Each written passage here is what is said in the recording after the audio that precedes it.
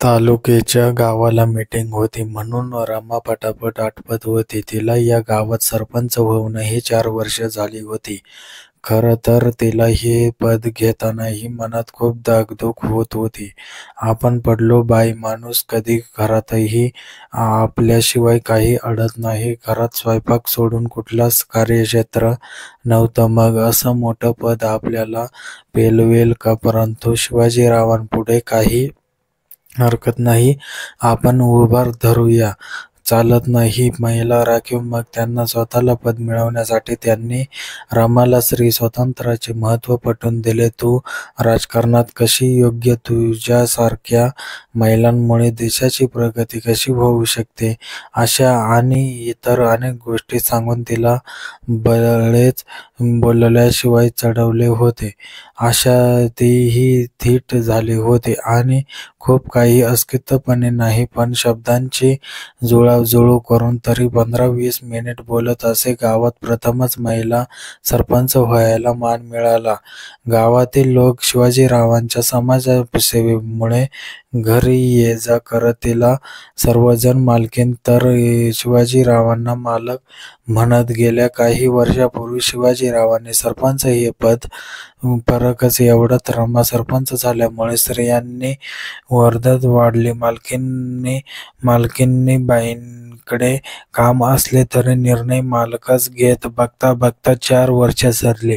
सभा, मोठे ऑफिस, मधल्या साहेबांच्या मीटिंग, गावासाठी विकास योजना यांची तिला चांगलीच माहिती झाली होती. काही 4 तर मालकीणकडे शेवटी काय होईना सहीला कागद येई. रमाबाई म्हटलं तर कला ही तिच्यात विविध कलागुण होते.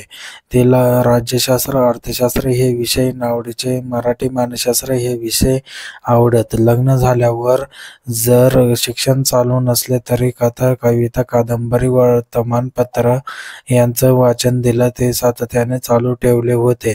लग्नाला 6 वर्षे झाली. तिला 1 मुलगा 1 मुलगी होती. संसाराची वेल चांगली बहरली होती. तिला शिक्षणाला सरकारकडून परवानगी होती, परंतु संसारचक्रात ती व्यवस्थित अडकली होती. तिला खऱ्या अर्थाने मालकीण व्हावे लागले. शिवाजीरावांच्या घरी आई-वडिलांपासून बागायती शेतीची परंपरा लक्ष्मी घरी नांदत होती आणि घराच्या प्रतिष्ठेमुळे रमाला नवीन असताना दबल्यासारखे होई. पण पुन्हा ती या सर्व वातावरणात रुळली. 1-1.5 गुंठाच्या वाट्याची व्यवस्था तिच्या एकट्यानेच होते नसे म्हणूनच तिने हाताशी सकूला घेतलं होतं. सकू म्हणजे तिची सावली जणू. घरातल्या हर एक कामात ती मदत करे. बरेच कामे ती स्वतःहून पुढाकाराने करे आणि ती पण करीत हळूहळू. वाड्याच्या स्वच्छतेपासून ते सणांच्या स्वयंपाकात सर्व तीच करे. रमाताई सरपंच झाल्यापासून त्यांच्या मनाची चाललेली हुळहुळ तिच्या लक्षात येत होती. रमाबाईंना कोणताही निर्णय घ्यायची मुभा नाही. सारे निर्णय मालकांनीच. रमा मालकीण होती पण म्हणून थोड्याफार अधिकारांची तिला अपेक्षा होती. ओ रमाताई, या हाकेशरी विचारचक्रातून बाहेर आली आणि बाहेर आल्यावरती तिला कळालं, सकू आणि त्या दोघांच्याही गाडीत बसल्या. तालुक्याच्या गावाला मीटिंग असली की मालक असले तरी ते सकूही सोबत राहत असे. मीटिंग नंतरही पंचायत समिती व इतर ठिकाणची कामे होऊन मालक येईपर्यंत या दोघी विठुरायाच्या गजानन या मीटिंगला जायचे. म्हणजे लक्षात घ्यावयाच्या सर्व बाबी रमाला समजल्या पाहिजे. पण सही महत्त्वाची. बाकी निर्णय मालकांचा. घरात रामू आणि सासरे मुलांचा बघायला असत. सकू, रमू आणि 2 मुले आणि संसार सुरळीत चालला होता. सकूची 1 मुलगी नेहमी मालकाच्या मुलीबरोबर खेळायला म्हणून येत असे. शिवाजीरावांनी गाडीचा हॉर्न वाजवला. त्यासरली रमा, सकू दोघेही गाडीतून उतरल्या. 2-3 तासात मीटिंग, देवदर्शन आणि इतर कामे उरकून पुन्हा सर्वजण परत निघाले आणि पण निघताच तेवढ्यातच रमाबाई बाहेर आल्या आणि विचारू लागले, काय हो, कुठे निघालेत? काय नाही हो, जरा बाहेर चाललंय, यायचं का तुम्हाला? हो, जाऊ की सोबतच. माझं पण तिकडेच काम आहे. रमा आणि त्याने सुकू मागच्या सीटवर आणि जर शिवाजीरावांना जोडा लक्ष्मीनारायणासारखा वाटे. रमाच्या देखण्यापणावर सासरे सर्वजण खुश होते. ते तिकडेच हुशारही होते. परंतु तिच्या हुशारीमुळे जास्त काही फरक पडला नव्हता. कोणाच पडणार नव्हता. तिच्या सासूबाईंना तिचे संस्कार वागणं खूप आवडे. तिची बहिणीमध्ये रमामधली स्वभावाने शांत समाधानी वृत्तीमुळे ती संसारात समाधानी होते. आणि मुलगा म्हणजे वंशाचा दिवा या संकल्पनेचे पेक्षा मुलगी दोन्ही कुळांचा उद्धार करून ज्ञानाच्या प्रकाशाने घर उजळवेल यावर त्याचा विश्वास होता. माहेरी सर्व व्यवस्थित होते. थोरली बहीण मुंबईला होती आणि तर धाकटी बहीण डॉक्टर झाली होती. ती तिच्या डॉक्टर नवऱ्यासोबत परदेशी स्थिरावली होती. रामाचाच आधार सासरी आणि माहेरी होणार म्हणून तिला काळजी वाटे. रामाच्या सासरी जाऊन 4 दिवसही राहणे म्हणजे तिला आई बाबांनी नको वाटे.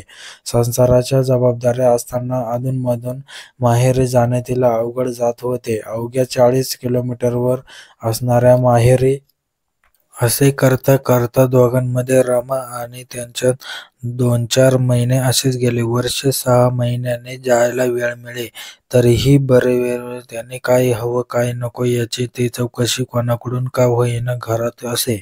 शिवाजीरावांसारखेच सासऱ्यांच्या कोणालाच या गोष्टीचा त्रास वाटत नव्हता. तिला मगाशी झालेल्या मीटिंगची आठवण झाली करताच 6 वर्षांनी तिला मीटिंगला जाण्यापूर्वीच मीटिंगमध्ये तू काही कशी बोलू नकोस म्हणून शिवाजीरावांनी सांगितले होते. यावर रमा नाराज झाली होती. मीटिंगमध्ये बऱ्याच महिला सरपंच बोलतात पण आपल्यालाच भुंबा नाही. रमाला आपणही आपला एखादा विचार मांडावा असे वाटे. कारण 50% आरक्षणामुळे राजकारणात बऱ्याच स्त्रिया दिसू लागल्या होत्या. 50% स्त्रिया जरी बोलत नसल्या तरी आपली मतं मांडीत आणि बाजूला होत आणि आपले मत समोरच्या व्यक्तीला त्यांचे बाकी नुसत्या सहीच्या मालकीने. मागे एकदा मीटिंगला बोलवण्यात आले परंतु घरात शिवाजीराव नव्हते. काही कामानिमित्त ते मुंबईला गेले होते. घरामधल्या दोन्ही गाड्या जागेवर नव्हत्या. गावातली वाहनेही भाड्यासाठी बाहेरगावी गेलेली. तिने गावात सांगितलेले असते तर कोणीही एक वाहन उपलब्ध करून दिले असते परंतु दुसऱ्यांना त्रास द्यायला तिला आवडत नसे. कोणाच्या गाडीवर ती केव्हाच बसली नव्हती. ती तिच्या तत्वात बसत नव्हती आणि गावामध्ये वातावरण बरोबर नाही. नको त्या विषयाची चर्चा या सर्वांचा तिला चांगलाच अभ्यास होता. आपण बसनेस तालुक्याच्या गावाला जायचे हे ठरवून तिने सकूला बरोबर घेतले. बस वेळेवर येईना. आपण या सुरळीत बससेवेची मागणी आजच्या मीटिंगमध्ये करायची असे तिने ठरवले आणि उशिरा का होईना बस मिळाली. मीटिंगच्या आधीच 2 तास निघाल्यामध्ये मीटिंग सापडली. मागे एकटा नुकतेच सरपंच आणि ते दोघेच होते आणि होऊन 4-5 महिने झाले होते. आणि मित्रांनो, कशी वाटली स्टोरी कमेंटमध्ये नक्की सांगा. जे नवीन असतील या चॅनलवरती त्यांनी चॅनलला सबस्क्राईब करून घ्या जेणेकरून आपल्याला असेच नवीन स्टोरी आपल्यापर्यंत पोहोचेल. सबस्क्राईब करायला विसरू नका. व्हिडिओ कसा वाटला कमेंटमध्ये नक्की सांगा. व्हिडिओ लाईक करा, शेअर करा. धन्यवाद मित्रांनो.